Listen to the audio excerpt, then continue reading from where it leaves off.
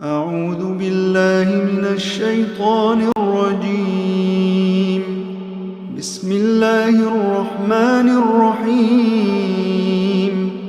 وإن من قرية إلا نحن مهلكوها قبل يوم القيامة أو معذبوها عذابا شديدا كان ذلك في الكتاب مسطورا. وما منعنا أن نرسل بالآيات إلا أن كذب بها الأولون وآتينا ثمود الناقة مبصرة فظلموا بها وما نرسل بالآيات إلا تخويفا. السلام عليكم ورحمة الله وبركاته. ഖുർആൻ പദം 896 ദിവസത്തിലേക്ക് എല്ലാവരെയും ഹാർദമായി സ്വാഗതം ചെയ്യുന്നു. സൂറത്ത് ഇസ്രായിലെ 58-59 ആയത്തുകളാണ് ഇന്ന് പഠന വിധേയമാക്കുന്നത്. ക്ലാസ് ആരംഭിക്കുന്നതിനായി ആദരണീയനായ ഡോക്ടർ എ.ഐ. വിലായത്തുള്ള സാഹിബിനെ ക്ഷണിക്കുന്നു. السلام عليكم ورحمة الله وبركاته. أعوذ بالله من الشيطان الرجيم. بسم الله الرحمن الرحيم. وإن من قرية إلا نحن مهلكوها قبل يوم القيامة أو معذبوها عذابا شديدا كان ذلك في الكتاب مسطورا. وما منعنا أن نرسل بالآيات إلا أن كذب بها الأولون وآتينا ثمود الناقة مبصرة فظلموا بها وما نرسل بالآيات إلا تخويفا. صدق الله العلي. സൂറത്തുൽ ഇസ്രായിലെ 58-59 ആയത്തുകളാണ് ഞാൻ നിങ്ങളെ കേൾപ്പിച്ചിട്ടുള്ളത്. ദൈവിക മാർഗത്തിലേക്ക് ജനങ്ങളെ പ്രബോധനം ചെയ്യുന്നതിനു വേണ്ടി നിയോഗിക്കപ്പെട്ട് ഓരോ നാടുകളിലേക്കും വന്നിരിക്കുന്ന പ്രവാചകന്മാർ അവരുടെ ദൗത്യം നിർവഹിക്കുന്നതിന്റെ ഭാഗമായിട്ട് ആ സമൂഹത്തിലെ ആളുകൾക്ക് തങ്ങൾ അള്ളാഹുവിന്റെ ദൂതന്മാരാണ് എന്ന് ബോധ്യപ്പെടുത്തുന്ന ചില ദൃഷ്ടാന്തങ്ങൾ കാണിക്കാറുണ്ട്. ചിലപ്പോഴൊക്കെ സമൂഹത്തിലെ ആളുകൾ ദൃഷ്ടാന്തങ്ങൾ കാണിക്കാൻ ആവശ്യപ്പെടാറുമുണ്ട്. എന്നാൽ ഇത് സംബന്ധമായി അള്ളാഹുവിന് അലംഘനീയമായി പിന്തുടരുന്നതായ ഒരു വ്യവസ്ഥയും നിയമവും ഒക്കെ ഉണ്ട്. എന്തുകൊണ്ട് അള്ളാഹു ദൃഷ്ടാന്തങ്ങൾ അയക്കുന്നു, വേറെ ചില സന്ദർഭങ്ങളിൽ എന്തുകൊണ്ട് ദൃഷ്ടാന്തങ്ങൾ അയക്കാതിരിക്കുന്നു, ദൃഷ്ടാന്തങ്ങൾ അയച്ചാൽ അതിന്റെ പരിണിതി എന്താണ്, അയക്കാതിരുന്നാൽ അതിന്റെ സാധ്യതകൾ എന്തൊക്കെയാണ് തുടങ്ങിയിട്ടുള്ള ചില കാര്യങ്ങളാണ് നമ്മളിന്ന് വായിച്ച ഈ രണ്ടായത്തുകളിലായിട്ട് അള്ളാഹു വ്യക്തമാക്കുന്നത്. നബി സല്ലല്ലാഹു അലൈഹി വസല്ലം മക്കയിൽ അഭിസംബോധന ചെയ്തുകൊണ്ടിരുന്ന ആളുകൾ അള്ളാഹുവിനെ കൂടാതെ അവരുടെ കാര്യങ്ങളിൽ ഇടപെടാൻ സാധിക്കുമെന്ന് അവർ കരുതുന്ന വേറെ പലരെയും വിളിച്ച് പ്രാർത്ഥിക്കുകയും അവര് തങ്ങളുടെ കാര്യങ്ങളിൽ ഇടപെടുമെന്ന് അവകാശപ്പെടുകയും ചെയ്തുകൊണ്ടിരുന്നു. അപ്പൊ അക്കാര്യത്തില് അള്ളാഹു നബി സല്ലല്ലാഹു അലൈഹി വസല്ലമയോട് ഒരു കാര്യം നമ്മൾ കഴിഞ്ഞ ദിവസം പഠിച്ച ഭാഗത്ത് പറയുകയുണ്ടായി. ഉദൂല്ലദീന സഅംതും മിൻ ദൂനിഹി, നിങ്ങൾ അള്ളാഹുവിന് പുറമെ നിങ്ങളുടെ കാര്യങ്ങളിൽ ഇടപെടുമെന്ന് നിങ്ങൾ അവകാശപ്പെടുന്ന ആളുകളുണ്ടല്ലോ, അവരെ നിങ്ങൾ വിളിച്ച് പ്രാർത്ഥിക്കുക. ഫലാ യംലികൂന കശ്ഫദ്ദുർരി അൻകും വലാ തഹ്വീല, നിങ്ങളുടെ യാതൊരു വിധത്തിലുള്ള ദുരിതവും നീക്കിത്തരാനോ എന്തെങ്കിലും മാറ്റം ഉണ്ടാക്കാനോ ഉള്ള ഒരു കഴിവും അവർക്കാർക്കുമില്ല എന്നതാണ് വസ്തുത. ഉലൈക അല്ലദീന യദഊന, യഥാർത്ഥത്തിൽ ഇവര് തന്നെ നിങ്ങൾ ആരെയാണോ വിളിച്ച് പ്രാർത്ഥിച്ചുകൊണ്ടിരുന്നത് അവര് തന്നെ യബ്തഗൂന ഇലാ റബ്ബിഹിമുൽ വസീല, തങ്ങളുടെ റബ്ബിന്റെ അടുക്കിലേക്കുള്ള വഴി തേടിക്കൊണ്ട് അവനോട് പ്രാർത്ഥിക്കുന്നവരും അവനോട് സാമീപ്യം ലഭിക്കുന്നതിന് വേണ്ടി പ്രയത്നിക്കുന്നവരും അവന്റെ കാരുണ്യത്തിൽ പ്രതീക്ഷ അർപ്പിക്കുന്നവരും അവന്റെ ശിക്ഷയെ ഭയപ്പെടുന്നവരും ഒക്കെയാണ്. അങ്ങനെയുള്ള അള്ളാഹുവിനെ ആശ്രയിച്ച് അവനോട് കേണുകൊണ്ടിരിക്കുന്ന തരം ആളുകളെയാണ് നിങ്ങൾ വിളിച്ചു പ്രാർത്ഥിച്ചുകൊണ്ടിരിക്കുന്നത്. ഒരു കാര്യം ബോധ്യപ്പെടുത്തേണ്ടിയിരിക്കുന്നത് ഇന്ന അദാബ റബ്ബിക കാന മഹ്ദൂറ, നിശ്ചയമായിട്ടും നിന്റെ റബ്ബിന്റെ ശിക്ഷ അത് ഭയപ്പെടേണ്ട സംഗതി തന്നെയാണ് എന്നാണ് അവിടെ പറഞ്ഞു വെച്ചത്. അള്ളാഹുവിന്റെ ശിക്ഷ അള്ളാഹു നിശ്ചയിച്ച സമൂഹങ്ങൾക്ക് നേരെ ഏത് പ്രദേശങ്ങളിലാണോ അള്ളാഹുവിന്റെ ദൗത്യം നിർവഹിക്കപ്പെട്ട് അവിടെ വേണ്ട വിധത്തിൽ കാര്യങ്ങൾ ബോധ്യപ്പെടുത്തപ്പെട്ടിട്ടുള്ളത്, അത്തരം നാടുകളിൽ അത്തരം പ്രദേശങ്ങളിലുള്ള ആളുകൾ അതിനോട് പ്രതികൂലമായിട്ടാണ് പ്രതികരിക്കുന്നതെങ്കിൽ തീർച്ചയായിട്ടും അള്ളാഹുവിന്റെ ശിക്ഷയെ അവര് ഭയപ്പെടേണ്ടതുണ്ട്. അള്ളാഹുവിന്റെ നടപടി അവർക്കെതിരിൽ ഉണ്ടാവുന്നതാണ് എന്നാണ് അവിടെ സൂചിപ്പിക്കപ്പെട്ടത്. അതിനെ തുടർന്ന് അള്ളാഹു ചൂണ്ടിക്കാണിക്കുന്ന ഒരു കാര്യം, അന്ത്യനാളിന് മുമ്പായിട്ട്, ഖിയാമത്ത് നാളിന് മുമ്പായിട്ട് അള്ളാഹു നശിപ്പിക്കാത്തതായ ഒരു ഭൂപ്രദേശവും ഒരു നാടും തന്നെ ഉണ്ടാവുന്നതല്ല എന്ന് പറഞ്ഞുകൊണ്ടാണ് നമ്മൾ ഇന്ന് വായിക്കുന്ന ഭാഗത്ത് ആ ഒരു കാര്യം പറഞ്ഞുകൊണ്ടാണ് തുടങ്ങുന്നത്.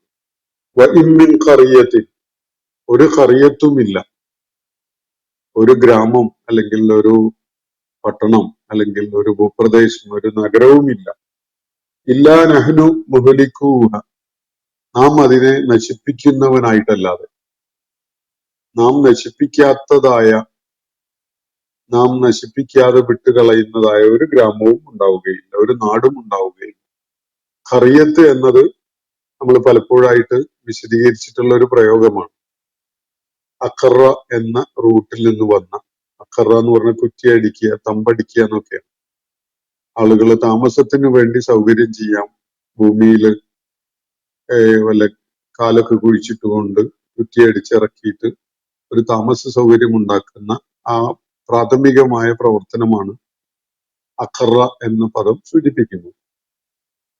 ഖറിയത്ത് എന്നത് ആ പദത്തിൽ നിന്ന് വരുന്നതാണ്. അതിന്റെ സൂചന ഇത്തരം സൗകര്യങ്ങൾ ചെയ്തുകൊണ്ട് മനുഷ്യരെ എവിടെയൊക്കെ വാസ ഇടങ്ങളാക്കി മാറ്റിയിട്ടുണ്ടോ അതിനൊക്കെ ഖറിയ എന്ന് പറയാം.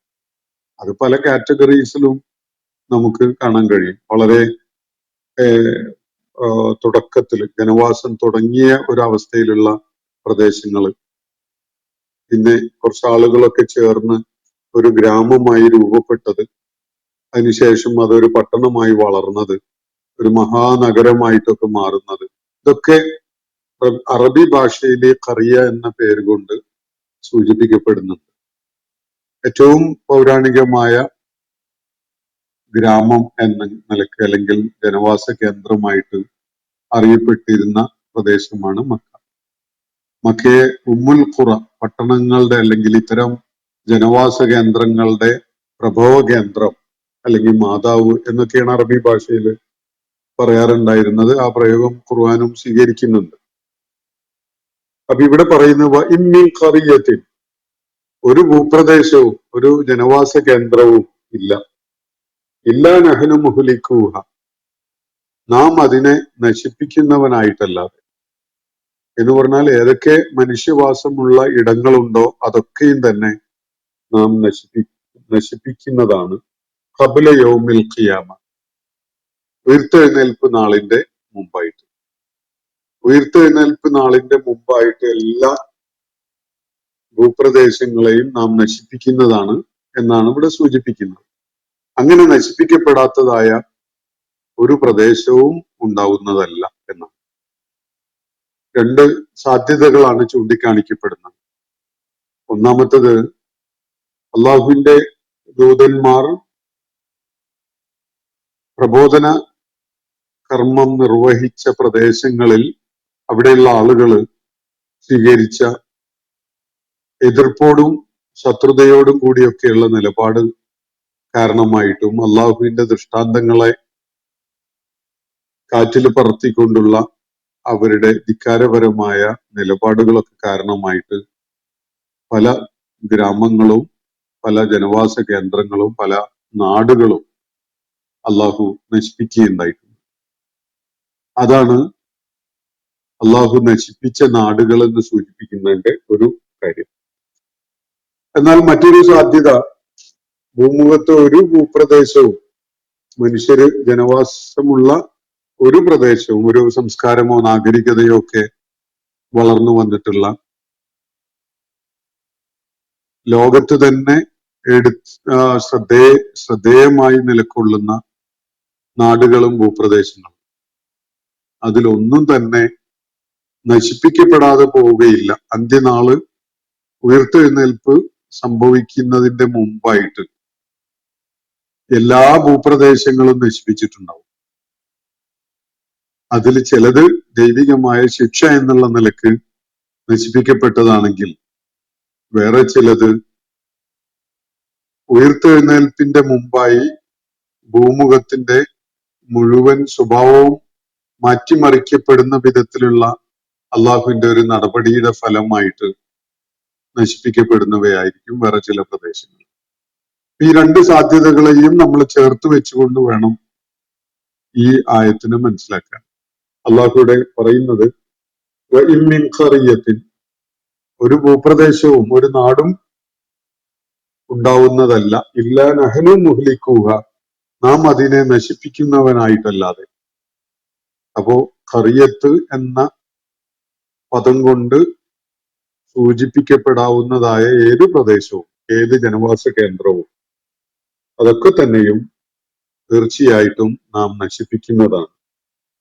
ഖബ്ല യൗമിൽ ഖിയാമ, ഉയർത്തെഴുന്നേൽപ്പിന്റെ മുമ്പായിട്ട് മനുഷ്യരൊക്കെ തന്നെ മരണാനന്തരം പുനർജീവിപ്പിക്കപ്പെടുന്ന ആ പ്രക്രിയക്കാണ് ഖിയാമ എന്ന് പറയുന്നത്. അപ്പൊ യൗമുൽ ഖിയാമ എന്ന് പറയുന്നത് മുഴുവൻ മനുഷ്യരും മരിച്ചു വീണതിന് ശേഷം പിന്നെ അള്ളാഹുവിന്റെ കൽപ്പന പ്രകാരം എല്ലാവരും പുനർജീവിപ്പിക്കപ്പെടുന്ന ആ നാളിൽ, അങ്ങനെ ഒരു നാള് സംജാതമാകുന്നതിന്റെ മുമ്പായിട്ട് നശിപ്പിക്കപ്പെടാത്തതായ ഒരു ഖറിയത്തും ഒരു ജനവാസ കേന്ദ്രവും ഉണ്ടാവുന്നതല്ല. എല്ലാ ഭൂപ്രദേശങ്ങളും നശിപ്പിക്കപ്പെട്ടിട്ടുണ്ടാവും. അതിവിടെ പറയുന്നതിന്റെ പ്രസക്തി എന്താണ് എന്നത് നമ്മൾ ആലോചിക്കുമ്പോഴാണ് അള്ളാഹു അതിന്റെ തൊട്ട് മുമ്പുള്ള ആയത്തില് സൂചിപ്പിക്കപ്പെട്ട അള്ളാഹുവിന്റെ ശിക്ഷ ഭയപ്പെടേണ്ട വിധത്തിലുള്ളത് തന്നെയാണ് എന്ന് പറഞ്ഞതുമായി അതിന് ബന്ധമുണ്ട് എന്ന് മനസ്സിലാക്കാൻ പറ്റുക. ഇന്ന അദാബ റബ്ബിക കാന മഹദൂറ എന്ന് പറയുകയുണ്ടായല്ലോ. തീർച്ചയായിട്ടും നിന്റെ റബ്ബിന്റെ ശിക്ഷ എന്നത് അത് ഭയപ്പെടേണ്ട ഒരു സംഗതിയാണ്. രണ്ടു വിധത്തിലും ഇത് ഭയപ്പെടേണ്ടതാണ്. അന്ത്യനാള് സംഭവിക്കുന്നതോടുകൂടി മനുഷ്യരുടെ പ്രവർത്തനങ്ങളുടെയും നിലപാടുകളുടെയൊക്കെ ഫലമായിട്ട് കൂടിയാണ് ആ ദൈവിക നടപടി ഉണ്ടാവുക എന്ന സൂചന നമുക്ക് വിശുദ്ധ ഖുർആനിലും സുന്നത്തിലും ഒക്കെ ധാരാളമായിട്ട് കാണാൻ കഴിയും. അപ്പോ ദൈവിക നടപടിയുടെ ഫലമായിട്ട് എല്ലാ ഭൂപ്രദേശങ്ങളും നശിപ്പിക്കപ്പെട്ടതായി മാറും യൗമുൽ ഖിയാമക്ക് മുമ്പായിട്ട്, ഉയർത്തെഴുന്നേൽപ്പ് നാള് സംജാതമാകുന്നതിന് മുമ്പായിട്ട്. ഔ മുഅദ്ദിബൂഹ അദാബൻ ശദീദ, അങ്ങനെ ഒന്നുകിൽ അവ സ്വാഭാവികമായ നിലക്ക് നശിപ്പിക്കപ്പെടുന്നതാവാം, അതല്ലെങ്കിൽ നാം അതിനെ അതികഠിനമായ പ്രഹരം ഏൽപ്പിച്ചുകൊണ്ട് ശിക്ഷ ഏൽപ്പിച്ചുകൊണ്ട് നശിപ്പിക്കുന്നതാവാം. ഔ മുഅദ്ദിബൂഹ, ഒന്നുകിൽ നാം അതിനെ നശിപ്പിക്കുന്നു അല്ലെങ്കിൽ അതിനെ അതികഠിനമായി ശിക്ഷിക്കുന്നു. ഈ വിധത്തിലല്ലാതെ ഒരു ഭൂപ്രദേശവും അവശേഷിക്കുകയില്ല എന്നാണ് അല്ലാഹു ഇവിടെ പറയുന്നത്. കാന ദാലിക ഫിൽ കിതാബി മസ്തൂറ, നിശ്ചയമായിട്ടും ഇക്കാര്യം ഗ്രന്ഥത്തില് ദൈവിക നടപടികളുടെ രേഖപ്പെടുത്തപ്പെട്ടിട്ടുള്ള ദൈവിക പ്രമാണത്തില് രേഖപ്പെടുത്തപ്പെട്ട സംഗതിയാണ് ഇത് എന്നാണ് അള്ളാഹു വ്യക്തമാക്കുന്നത്. കാന ദാലിക ഫിൽ കിതാബി മസ്തൂറ, അള്ളാഹുവിന്റെ സകല സംഗതികളും രേഖപ്പെടുത്തുന്ന ആ പ്രമാണത്തില് രേഖപ്പെടുത്തപ്പെട്ടിട്ടുള്ള കാര്യമാണ്. എല്ലാ ഖറിയകളെയും ഒന്നുകിൽ അള്ളാഹു അതിനെ നശിപ്പിച്ചു കളയും, അല്ലെങ്കിൽ അതിന് ശിക്ഷ ഏൽപ്പിക്കുമെന്ന്. കഠിനമായ ശക്തമായ പ്രഹരം ഏൽപ്പിച്ചുകൊണ്ട് അതിനെ ഓരോ പ്രദേശത്തിനും എതിരിൽ അള്ളാഹുവിന്റെ നടപടി ഉണ്ടാകും എന്ന്. അപ്പൊ ഏതോ വിധത്തിൽ നശിപ്പിക്കപ്പെടാത്തതായ ഒരു ഭൂപ്രദേശവും ഉയർത്തെഴുന്നേൽപ്പ് നാളിന്റെ മുമ്പായിട്ട് നശിപ്പിക്കപ്പെടാത്തതോ ദൈവിക ശിക്ഷ ഏറ്റുവാങ്ങാത്തതോ ആയ ഒരു ഭൂപ്രദേശവും അവശേഷിക്കുകയില്ല എന്നതാണ് ഇവിടെ വ്യക്തമാക്കപ്പെടുന്ന കാര്യം. വമാ മനാന, എന്നിട്ട് ഈ ആയത്തില് പരാമർശിക്കുന്ന സംഗതി അള്ളാഹുവിന്റെ നടപടി തന്നെയാണ് എന്നത് നമുക്ക് ബോധ്യപ്പെടാൻ സഹായകമാവുന്ന ഒരു കാര്യമാണ് തൊട്ടുടനെയുള്ള ആയത്തിൽ അള്ളാഹു പറയുന്നത്. വമാ മനാന അന്നുർസില ബിൽ ആയാത്തി, ദൃഷ്ടാന്തങ്ങളുമായിട്ട് അല്ലെങ്കിൽ ദൃഷ്ടാന്തങ്ങളെ നാം അയക്കുന്നതിൽ നിന്ന് നമ്മെ തടയുകയുണ്ടായിട്ടില്ല. ഇല്ല അൻകദ്ദബ ബിഹൽ അവ്വലൂൻ, പൂർവികര് അത്തരം ദൃഷ്ടാന്തങ്ങളെ നിഷേധിച്ച് തള്ളിയവരായിരുന്നു എന്നതല്ലാതെ. മനുഷ്യ സമൂഹത്തിലേക്ക് ദൈവിക സന്ദേശവുമായിട്ട് കടന്നു വരുന്ന പ്രവാചകന്മാർ അവരുടെ പ്രവാചകത്വത്തെ ബോധ്യപ്പെടുത്തുന്ന പല ദൃഷ്ടാന്തങ്ങളും സമൂഹത്തിന്റെ മുന്നിൽ കാണിച്ചിട്ടുണ്ട്. ചിലതൊക്കെ സ്വമേധയാ കാണിച്ചതും വേറെ ചിലതൊക്കെ അവര് ആവശ്യപ്പെട്ടത് കാരണമായിട്ട് കാണിച്ചതൊക്കെയാണ്. പക്ഷെ അതിന്റെ ആത്യന്തിക ഫലം എന്തായിരുന്നു എന്നത് ചരിത്രത്തിലൂടെ ഒന്ന് കണ്ണോടിച്ച് മനസ്സിലാക്കുമ്പോൾ നമുക്ക് ബോധ്യപ്പെടുന്നത്, ദൃഷ്ടാന്തങ്ങളില്ലാതെ തന്നെ കാര്യങ്ങള് ബോധ്യപ്പെടുന്ന ഒരവസ്ഥയുണ്ടായിട്ടും അത് സ്വീകരിക്കാൻ കൂട്ടാക്കാതെ ദൃഷ്ടാന്തങ്ങള് നിരന്തരമായി ചോദിച്ചുകൊണ്ടിരുന്ന സമൂഹങ്ങൾക്ക് അള്ളാഹു കാര്യങ്ങൾ അവരെ ബോധ്യപ്പെടുത്തുന്ന ദൃഷ്ടാന്തങ്ങൾ അവതരിപ്പിച്ചു കൊടുത്തതിന് തൊട്ട് പുറകെയായി അതിനോട് അവർ സ്വീകരിച്ച നടപടികളുടെയും നിലപാടുകളുടെയും ഒക്കെ ഭാഗമായിട്ട് അള്ളാഹുവിന്റെ ശിക്ഷ അവരെ തേടി വരികയായിരുന്നു എന്നതാണ്. അള്ളാഹു ദൃഷ്ടാന്തങ്ങൾ അവതരിപ്പിക്കുന്നത് അള്ളാഹുവിൻ്റെതായ ഒരു വ്യവസ്ഥ പ്രകാരമാണ്. നമ്മൾ ആവശ്യപ്പെടുന്ന വിധത്തിലോ അല്ലെങ്കിൽ നമ്മൾ ആവശ്യപ്പെടുമ്പോൾ ഉണ്ടാവുകയും നമ്മൾ ആവശ്യപ്പെടുമ്പോൾ അവസാനിക്കുകയും ചെയ്യുന്ന വിധത്തിലോ ഒന്നുമല്ല. ദൃഷ്ടാന്തങ്ങൾ അള്ളാഹു അവതരിപ്പിക്കുന്നത് ഒരു അവസാന കൈ എന്നുള്ള നിലക്കാണ്. പ്രവാചകന്മാരുടെ ദൗത്യം നിർവഹിക്കപ്പെടുമ്പോൾ അവരുടെ പ്രവാചകത്വത്തിനുള്ള സാക്ഷ്യം ചോദിച്ചുകൊണ്ട് സമൂഹം ശാഠ്യം പിടിക്കുന്ന ഘട്ടത്തില് അതവരെ ബോധ്യപ്പെടുത്തുന്നത് ഈ പ്രവാചകൻ തനിച്ചല്ല, ഈ പ്രവാചകനെ നിയോഗിച്ചയച്ച ഒരു പ്രപഞ്ചനാഥൻ ഇതിന്റെ പുറകില് സാക്ഷിയായും നിരീക്ഷകനായും ഒക്കെ ഉണ്ട് എന്നത് ബോധ്യപ്പെടുത്തുന്ന വിധത്തിലാണ് ദൃഷ്ടാന്തങ്ങൾ അയക്കപ്പെടുന്നത്. അങ്ങനെ ദൃഷ്ടാന്തങ്ങൾ അയക്കപ്പെട്ടു കഴിഞ്ഞാൽ ഈ പ്രബോധിത സമൂഹത്തിലെ ആളുകൾക്ക് അത് സ്വീകരിക്കുകയല്ല അല്ലാതെ മറ്റൊരു ഓപ്ഷനും അവരുടെ മുന്നിൽ ഉണ്ടാവുകയില്ല. ആ ദൃഷ്ടാന്തങ്ങളുടെ മുന്നിൽ ഇനി അതിനെ കളവാക്കാൻ, അതിനെ തള്ളിക്കളയാൻ, അതിനെ നിഷേധിക്കാൻ അവർക്ക് യാതൊരു ന്യായവും അവശേഷിക്കുന്നുണ്ടാവില്ല. അങ്ങനെ ഒരു അവസ്ഥ സംജാതമായി കഴിയുന്നതോടുകൂടി ആ ദൃഷ്ടാന്തങ്ങൾ അവതരിപ്പിക്കപ്പെട്ടതിന്റെ പുറകിലായി അതിനോട് അവരെടുക്കുന്ന നിലപാടുകളുടെ അടിസ്ഥാനത്തിൽ ഒന്നുകിൽ അത് അപൂർവമാണ്, ഒന്നുകിൽ ആളുകൾ ആ ദൃഷ്ടാന്തങ്ങൾ കാരണമായിട്ട് മാർഗദർശനം ചെയ്യപ്പെടുന്നു എന്നൊരു സാധ്യത ഉണ്ട്. എന്നാൽ അതേക്കാൾ കൂടുതൽ അത് സാധ്യതയുള്ളത് ആ ദൃഷ്ടാന്തങ്ങളെയും അവര് നിസ്സാരമായി കാണുകയും അതിനെ പരിഹസിക്കുന്ന വിധത്തില് സംസാരിക്കുകയൊക്കെ ചെയ്യുക എന്നതാണ്. അതിനെ തുടർന്ന് അവർക്കെതിരിൽ ദൈവിക നടപടി അനിവാര്യമായി മാറുന്നു. അപ്പോ പല സമൂഹങ്ങളിലേക്കും പ്രവാചകന്മാർ കടന്നു വരുമ്പോ അവരോട് പ്രവാചകന്മാരാണ് എന്നത് അവരെ ബോധ്യപ്പെടുത്തുന്ന തെളിവുകള്, ദൃഷ്ടാന്തങ്ങള് ഒക്കെ ആവശ്യപ്പെട്ടപ്പോ ആവശ്യമായ ദൃഷ്ടാന്തങ്ങൾ അതിനകം തന്നെ അവതരിപ്പിക്കപ്പെട്ട് കഴിഞ്ഞിട്ടുണ്ടാകും. എന്നിട്ടും അങ്ങനെയുള്ള ഷാഠ്യത്തോടു കൂടിയുള്ള ചോദ്യങ്ങളിൽ കഴിയുന്ന ആളുകൾ, അങ്ങനെയുള്ള ചോദ്യങ്ങൾ ഉന്നയിക്കുന്ന അവസ്ഥ ഉണ്ടാകുമ്പോൾ അള്ളാഹു ചിലപ്പോ ദൃഷ്ടാന്തങ്ങൾ അയക്കുന്നു. ആ ദൃഷ്ടാന്തങ്ങൾക്ക് അവരെന്ത് നിലപാടെടുക്കുന്നു എന്നതിന്റെ അടിസ്ഥാനത്തിൽ അതിനെ തുടർന്ന് അള്ളാഹുവിന്റെ ശിക്ഷ അനിവാര്യമായിട്ടും സംഭവിക്കുന്നു. അതല്ലെങ്കിൽ അള്ളാഹു ദൃഷ്ടാന്തങ്ങൾ അയക്കാതിരിക്കുന്നു. അത് അള്ളാഹുവിന്റെ കാരുണ്യത്തിന്റെ ഒരു പ്രകടനം മാത്രമാണ് എന്നതാണ് ഇവിടെ ചൂണ്ടിക്കാണിക്കപ്പെടുന്ന കാര്യം. കാരണം ദൃഷ്ടാന്തങ്ങൾ അയച്ചു കഴിഞ്ഞാൽ ആ സമൂഹം അത് ഉൾക്കൊള്ളാൻ കൂട്ടാക്കാതിരിക്കുകയാണെങ്കിൽ ശിക്ഷ ഉറപ്പാണ്. ആ സമൂഹം അത് സ്വീകരിക്കാൻ സന്നദ്ധരാകുന്നുവെങ്കിൽ അത് അവർക്ക് ഗുണകരമായി എന്ന് വരും. അപ്പൊ ചിലപ്പോഴൊക്കെയും അള്ളാഹു ജനങ്ങൾ ആവശ്യപ്പെടുന്ന വിധത്തിലുള്ള ദൃഷ്ടാന്തങ്ങൾ അയക്കാതിരിക്കുന്നത് ആ സമൂഹത്തെ ഉടനെ നശിപ്പിക്കാനുള്ള തീരുമാനം ഇല്ലാത്തത് കൊണ്ടും അള്ളാഹുവിന്റെ കാരുണ്യം കാരണമായിട്ടും അവരുടെ പിന്മുറക്കാരിൽ നിന്ന് പലരും സത്യമാർഗത്തിലേക്ക് കടന്നു വരാനിരിക്കുന്നവരായതുകൊണ്ടൊക്കെ ആയിരിക്കും. അത് ദൈവികമായ കാരുണ്യത്തിന്റെ കൂടി ഭാഗമായിട്ടാണ് എന്നാണ് ചൂണ്ടിക്കാണിക്കപ്പെടുന്നത്. വമാ മനഅന, നമ്മെ തടയുകയുണ്ടായില്ല, അൻ നുർസില ബിൽ ആയാത്തി, ദൃഷ്ടാന്തങ്ങൾ നാം അയക്കുന്നതിൽ നിന്ന്, ഇല്ല അൻ കദ്ദബ ബിഹൽ അവ്വലൂൻ, പൂർവികർ അത്തരം ദൃഷ്ടാന്തങ്ങളെ കളവാക്കി അവര് നിഷേധികളായി നിലകൊണ്ടു എന്ന ഒരു കാരണമല്ലാതെ. പൂർവികര് പലരും ഇത്തരം ദൃഷ്ടാന്തങ്ങൾ നൽകപ്പെട്ടപ്പോഴും അതിനോട് നിഷേധാത്മകമായ നിലപാട് സ്വീകരിക്കുകയും അവര് കളവാക്കുകയും നിഷേധികളായി തുടരുകയൊക്കെ ചെയ്തതിന്റെ ഫലമായിട്ട് അവർക്ക് നേരെ ദൈവിക നടപടി ഉണ്ടായ കാര്യങ്ങളെയാണ് അള്ളാഹുവിടെ സൂചിപ്പിക്കുന്നത്. അങ്ങനെയുള്ള പൂർവികരുടെ നിലപാട് അങ്ങനെയായിരുന്നു എന്നതിനാലാണ് ദൃഷ്ടാന്തങ്ങൾ നാം തുടർന്ന് അയക്കാതിരിക്കുന്നത് എന്നാണ് ഇവിടെ ചൂണ്ടിക്കാണിക്കപ്പെടുന്നത്.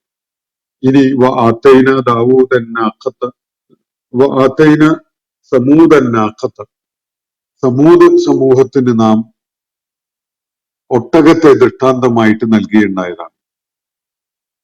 ഇവിടെ ദൃഷ്ടാന്തങ്ങൾ അയക്കാതിരിക്കുന്നതിനുള്ള കാരണമായിട്ട് ചൂണ്ടിക്കാണിച്ചത് പൂർവിക സമൂഹങ്ങള് അതിനെ നിഷേധിക്കുകയാണ് ഉണ്ടായത് എന്നതിനാലാണ് എന്ന് പറയുകയുണ്ടായി.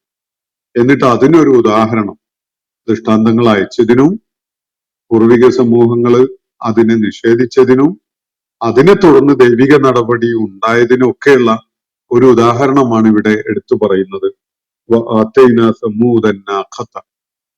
നിശ്ചയമായിട്ടും സമൂദ് സമൂഹത്തിന് നാം ഒട്ടകത്തിനെ ദൃഷ്ടാന്തമായിട്ട് നൽകുകയുണ്ടായി. നമ്മൾ ഇതിനകം പിന്നിട്ട് പഠിച്ച് പൂർത്തിയാക്കിയിട്ടുള്ള സൂറത്തുകളിൽ പലപ്പോഴായിട്ട് പരാമർശമുള്ള ഒരു വിഷയമാണ്. ഇന്നത്തെ സൗദി അറേബ്യയുടെ ഹിജ്ർ എന്ന പേരിൽ അറിയപ്പെടുന്ന മദായിൻ സാലിഹ് പ്രദേശത്ത് ആയിരക്കണക്കിന് വർഷങ്ങൾക്ക് മുമ്പ് ആ സമൂഹത്തിലെ ആളുകളെ സത്യമാർഗത്തിലേക്ക് ക്ഷണിക്കാൻ വേണ്ടി വന്ന പ്രവാചകനായിരുന്നു സ്വാലിഹ് അലൈഹി ഇസ്ലാം. സ്വാലിഹ് അലൈഹി ഇസ്ലാമിന്റെ ആ സമൂഹം സമൂദ് എന്ന പേരിലാണ് അറിയപ്പെട്ടിരുന്നത്. സമൂദ് ഗോത്രം എന്നോ സമൂദ് സമൂഹം എന്നൊക്കെ അറിയപ്പെട്ടിരുന്ന ഒരു വിഭാഗം ആളുകൾ.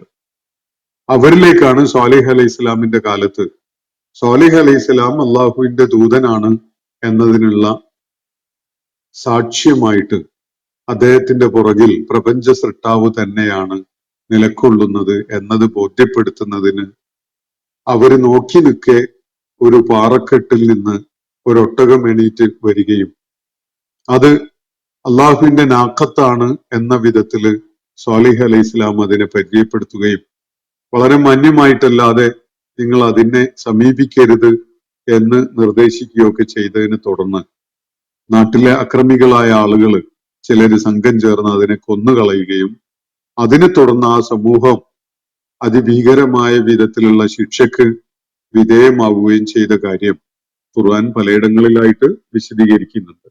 അപ്പൊ ആ ഒരു സംഭവമാണ് അള്ളാഹു ഇവിടെ ചൂണ്ടിക്കാണിക്കുന്നത്.